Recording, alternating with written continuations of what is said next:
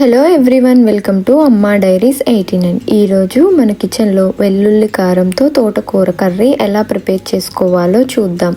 దానికోసం ముందుగా తోటకూరని తీసుకొని బాగా వాష్ చేసుకోవాలి. బాగా వాష్ చేసుకున్న తర్వాత బ్యాచెస్గా తీసుకొని అందులో గడ్డి లేదా పిచ్చి ఆకు ఏమన్నా ఉందా లేదా అని చెక్ చేసుకొని కట్ చేసుకోవాలి. ఇలా అంతా తోటకూర కట్ చేసుకున్న తర్వాత ఒక ప్లేట్లోకి తీసుకోవాలి. ఇలా ప్లేట్లోకి తీసుకున్న తర్వాత స్టవ్ ఆన్ చేసుకొని ప్యాన్ పెట్టుకొని అందులో 1 టేబుల్ స్పూన్ వరకు ఆయిల్ యాడ్ చేసి ఆయిల్లోకి 1 టేబుల్ స్పూన్ వరకు పోపు గింజలు యాడ్ చేసుకొని, పోపు గింజలు ఇక్కడ నేను ఎక్కువ యాడ్ చేశానండి. తోటకూరలో మధ్యలో తగులుతూ ఉంటే బాగుంటుంది. ఆ తర్వాత ఒక ఎండుమిరపకాయ, కరివేపాకు, చిన్నుల్లిపాయలు అలా కట్ చేసుకొని యాడ్ చేసుకొని వేగిన తర్వాత సన్నగా కట్ చేసుకున్న ఆనియన్ కూడా యాడ్ చేసి అంతా బాగా మిక్స్ చేసుకోవాలి. ఆనియన్ లైట్గా వేగిన తర్వాత ఇందులోకి పక్కన కట్ చేసి పెట్టుకున్న తోటకూరను కూడా యాడ్ చేసుకోవాలి.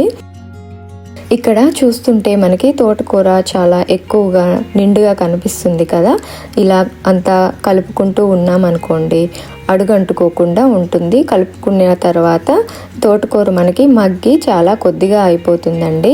ఇక్కడ చూపిస్తున్న విధంగా అంతా బాగా మిక్స్ చేసుకోవాలి. తోటకూర అంతా మిక్స్ చేసుకున్న తర్వాత ఇందులోకి టేస్ట్కి తగ్గట్టుగా 1 స్పూన్ వరకు సాల్ట్, అలాగే 1/2 టీ స్పూన్ వరకు పసుపు యాడ్ చేసి అంతా బాగా కలుపుకోవాలి. ఇలా కలుపుకున్న తర్వాత లిడ్తో కవర్ చేసి కుక్ చేసుకోవాలి. మీడియం ఫ్లేమ్లో పెట్టుకొని స్లోగా కుక్ చేసుకోవాలి. ఆ తర్వాత మనం తీసుకున్న తోటకూర అలాగే మనం తినే కారాన్ని బట్టి కారం తీసుకొని 1/2 టీ స్పూన్ వరకు జీలకర్ర యాడ్ చేసి బాగా మెత్తగా దంచుకోవాలి.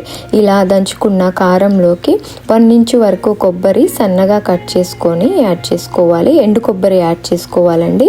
అలాగే చిన్నుల్లిపాయలు ఇక్కడ నేను 3 తీసుకున్నాను. నేను తీసుకున్న చిన్నుల్లిపాయలు చాలా పెద్దగా ఉన్నవి కదా, అందుకని 3 తీసుకున్నాను. మీరు మీ దగ్గర ఉన్న ఉల్లిపాయ సైజుని బట్టి టేస్ట్ని బట్టి తీసుకోండి. అవి యాడ్ చేసి బాగా మెత్తగా దంచుకున్న తర్వాత మనకి వెల్లుల్లి కారం రెడీ అయిపోయిందండి. ఆ తర్వాత మనం తోటకూరని మధ్యలో కలుపుకుంటూ అడుగు అంటుకోకుండా వాటర్ అన్నీ ఎగిరిపోయేంత వరకు తోటకూరని ఉడికించుకోవాలి. ఇలా మధ్యలో కలుపుకోవడం వల్ల మనకి అడుగు అంటుకోకుండా ఉంటుంది.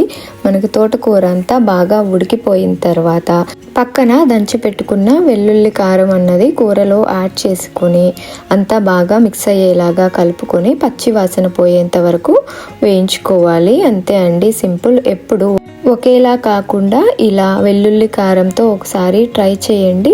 మీరు తినే సాల్ట్ని బట్టి సాల్ట్ ఒకసారి టేస్ట్ చూసి అడ్జస్ట్ చేసుకోండి. అంతే అండి, సింపుల్గా మనకి వెల్లుల్లి కారం తోటకూర కర్రీ రెడీ అయిపోయింది. మీరు ఒకసారి ట్రై చేయండి. మీకు ఈ వీడియో నచ్చినట్లయితే లైక్ చేసి మీ ఫ్రెండ్స్ అండ్ ఫ్యామిలీ మెంబర్స్కి షేర్ చేయండి. అలాగే ఇలాంటి సింపుల్ అండ్ ఈజీ రెసిపీస్ కోసం అమ్మా డైరీస్ 89 ఛానల్ని సబ్స్క్రైబ్ చేసుకోండి. Thanks for watching.